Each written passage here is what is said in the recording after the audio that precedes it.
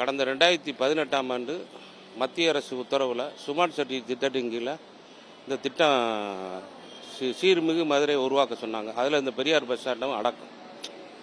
அதனால் பழைய கடைகள்லாம் இடிச்சிட்டு புது கடைகளை எல்லாருக்கும் உங்களுக்கு அழகாக கட்டித்தரோம்ன்றக்காண்டி மாநகராட்சி எங்களுக்கு காலி பண்ண நோட்டீஸ் கொடுத்தாங்க. நாங்கள் உயர் நீதிமன்றத்தை நாடினோம். அவங்க என்ன சொன்னாங்க, நீங்களும் காலி பண்ணி கொடுத்துருக்காங்க, உங்களுக்கு நல்லா கடையை கட்டி கொடுத்து கடை கொடுக்குறக்கு நாங்கள் உத்தரவு தரோம்னு உயர் நீதிமன்றத்தில் எங்களுக்கு உத்தரவு கொடுத்துருக்காங்க. அதை ஆணையாளர் அப்போ இருந்த அனீஷர் ஆணையாளர் அவர்கள் 18 மாதத்தில் இந்த கடையை பூரா கட்டி உங்கள்கிட்ட ஒப்படைச்சிடுறேன் அப்படின்னு உயர் நீதிமன்றத்தில் உறுதிமொழி அளிச்சிருக்காங்க. அந்த 18 மாதம் ஆகியும் எங்களுக்கு இப்போ கிட்டத்தட்ட 66 மாதம் ஆச்சு. 6 வருஷம் கணக்கு வந்துருச்சு. 66 இன்னும் 66 மாதங்கள் ஆகி இன்னும் கடை கொடுக்கப்படலை. இதில் ஊடால துரதிர்ஷ்டவசமாக கொரோனா ஒரு 1.5-2 வருஷம் வந்தனால நாங்களும் அதை அட்ஜஸ்ட் பண்ணி போயிட்டோம். இப்போ கொரோனா முடிஞ்சு இப்போ இந்த பஸ் ஸ்டாண்டு பஸ் போக்குவரத்து திறந்தே கிட்டத்தட்ட 1.5-2 வருஷம் ஆச்சு. இது திறந்தோன்னே கொடுத்துருவாங்கன்னு நினச்சி இது திறந்து 2 வருஷம் ஆனதுனால இன்னும் கொடுக்காமல் இருக்காங்கன்னு அப்புறம் விரைவில் இப்போ விரைவுபடுத்திக்கிட்டே நாங்கள் மாதம் 15 நாளைக்கு ஒருக்கா, வாரத்துக்கு ஒருக்கா, மாதத்துக்கு ஒருக்கா ஐயாவுக்கு ஆணையாளருக்கு மனு கொடுத்துக்கிட்டே இருந்தோம்.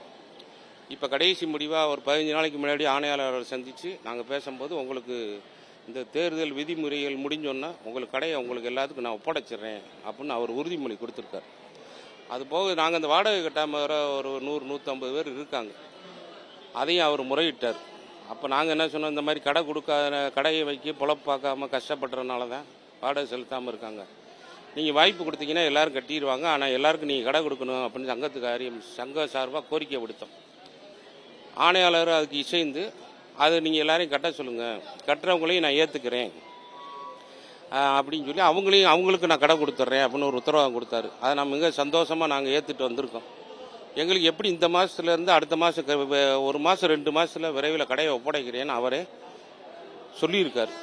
அதோடு தான் வந்திருக்கோம். இப்போ நாங்கள் தேர்தல் விதிமுறை இப்போ தான் முடிஞ்சிருக்கு. இன்னும் இந்த வாரம் அவரை போய் சந்தித்து நல்ல முடிவு எடுப்போம்னு நாங்கள் வியாபாரி பேரை நம்பி உட்காந்துருக்கோம். இது 5-6 வருஷம் ஆச்சு. இதில் நிறையா பேர் நம்ம கடைக்காரங்க நிறையா பேர் இதில் உயிர் இழந்துட்டாங்க. கிட்டத்தட்ட எப்படி 30-40 பேர் இழந்துட்டாங்க. இன்னும் இது 4வது நாளாச்சுன்னா நிறையா பேர் இதை நினச்சே இறந்துருவாங்க. அதனால் கடையை விரைவில் கொடுத்துட்டாங்கன்னா நாங்களும் போய் எங்கள் வாழ்வாதாரத்தை பார்ப்போம். இன்னொன்று போக்குவரத்து இங்கே பொதுமக்களுக்கு இடைஞ்சலாக இருக்குது. எல்லாருமே பஸ் ஸ்டாண்டை சுற்றி வர்றாங்க. இந்த கட்டட கடைகள்லாம் திறந்துட்டா இது பஸ் ஸ்டாண்டுக்கு வர்ற மக்கள் இது வெளியே போய் ரோட்டுக்கோ டவுன் கால் ரோட்டுக்கோ எங்கே வெளியே போகிறோம் அவங்களுக்கு 4 வழியிலையும் பாதை இருக்குது. சிரமம் இல்லாமல் போவாங்க. பஸ்ஸுகளும் சிரமம் இல்லாமல் போகும். இன்னும் வர்றவங்களுக்கும் தண்ணி இல்லை, எந்த கடையில் எந்த பொருள் வாங்க முடியும், அவங்களும் கஷ்டப்படுறாங்க. நாங்கள் அதை விற்கிற நாங்களும் கஷ்டப்படுறோம். இதை நீங்கள் திறந்து விட்டீங்கன்னா எங்கள் கஷ்டமும் தீரும், அவங்க கஷ்டம் தீரும்.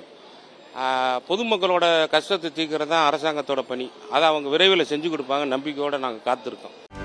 செய்திகளை உடனுக்குடனும் துல்லியமாகவும் தெரிந்து கொள்ள சப்ஸ்கிரைப் பண்ணுங்க.